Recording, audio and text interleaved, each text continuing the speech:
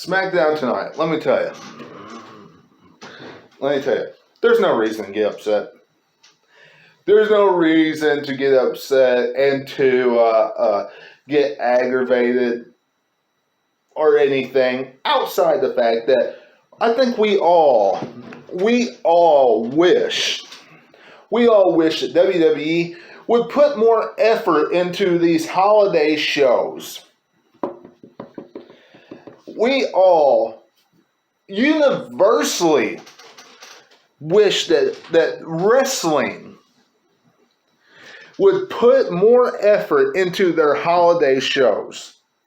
You know, tonight's show really came off as, we know the majority of fans have family and friends and things of that nature, stuff to do, getting ready for Christmas tomorrow.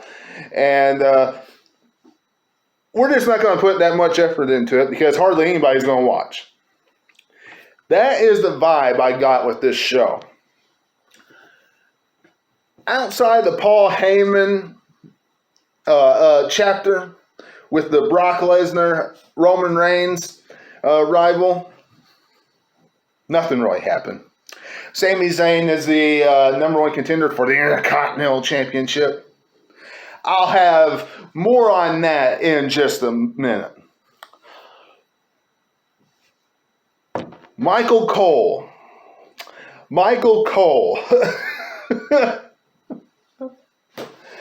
told us about 100 million times, you know, and I know I exaggerated that, but all throughout the Toni Storm Charlotte matchup, all throughout that match, we heard about how Charlotte is one of the greatest of all time, 13-time world champion, things of that nature. All throughout. And, you know, the more I kept on hearing it, the more I thought, well, maybe they are going to pull the trigger and give Toni Storm the SmackDown Women's Championship. Maybe she is going to capture that title.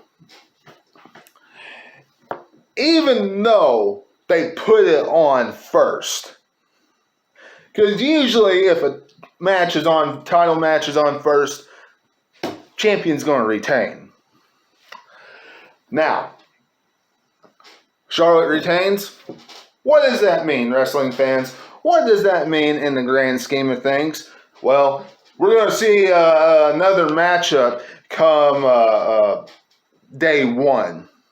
Because next week, something's going to happen where it bleeds into day one. Guarantee it. I guarantee something like that will happen. They have to have that title on the line at day one. It's going to happen. And whether or not Toni Storm wins at day one remains to be seen. But, wrestling fans, I can tell you this. Toni Storm versus Charlotte, when that match happens again, I hope they tell a better story outside of it's going to take so much to put Toni Storm away. Toni Storm has all this fight, all this heart in her.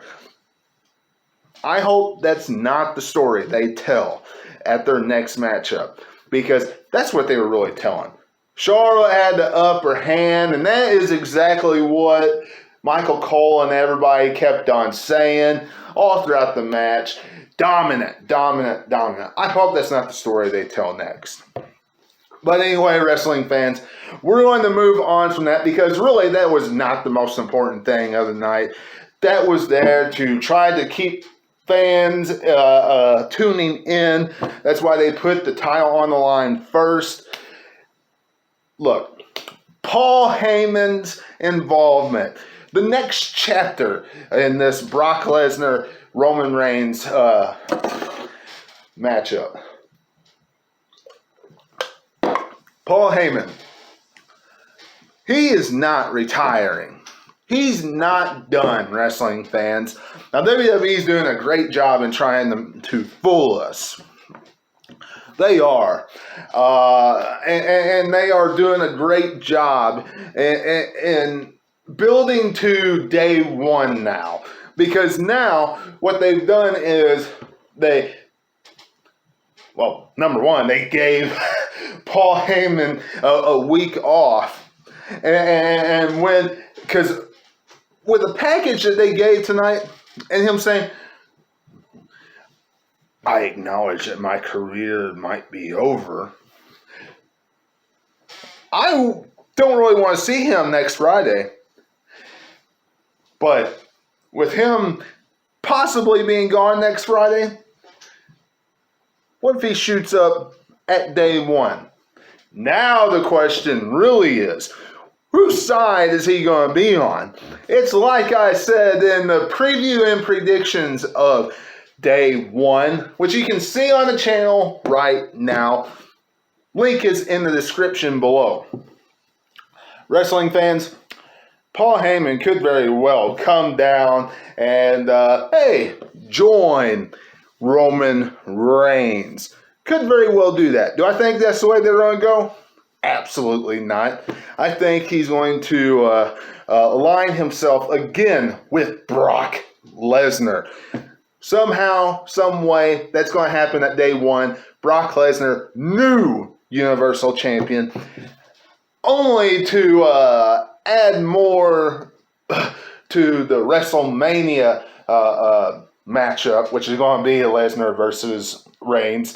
And honestly, that would just make Reigns the Royal Rumble winner. That's it. But, guys, outside of that and the Smackdown Women's Championship, congratulations, Sami Zayn. You won the Battle Royal. Or not the Battle Royal, excuse me. The 12 Days of Christmas Gauntlet matchup. And wrestling fans, let me tell you, when you look at who's in here in the matchup,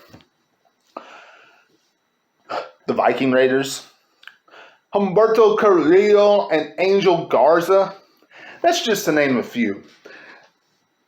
And when you look at them, you think tag team wrestling. Because that's what WWE uses them for. Now, if Humberto Carrillo and Angel Garza was by themselves, hey, Intercontinental Championship material written all over them right now. Would love to see it. As a matter of fact, would love to see the tag titles on them right now. What in the world is Viking Raiders doing in this matchup? You tell me there's not two other guys you could have put in here that are singles competitors?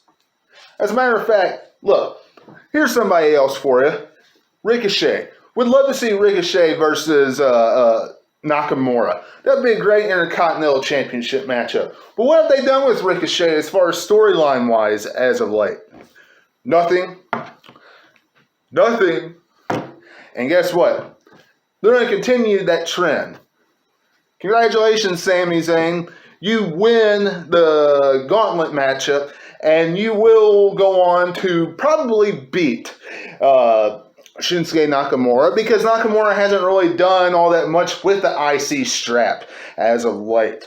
So this is kind of like your consolation prize for staying with WWE. I just have that gut feeling.